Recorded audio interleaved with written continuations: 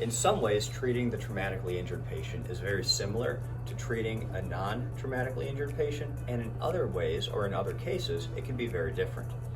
The most important thing that happens up front is diagnosing the person who's been through trauma appropriately. And we talk about that in a different section of the website.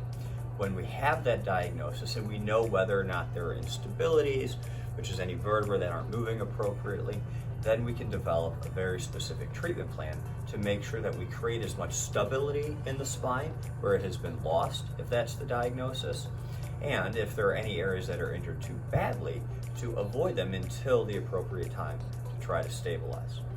So we still use similar methods. We're still going to do mirror image adjusting and exercises and traction. We might still do decompression if there's been a disc injury. We'll also use a laser, which hasn't been talked about because the laser will stimulate true healing and regeneration of tissue. So we bring that into play, and maybe even start to have more of a multi-specialty approach, because we might have to have a pain management doctor or a surgeon, an orthopedist, someone else might have to be co-treating the traumatically injured patient as well.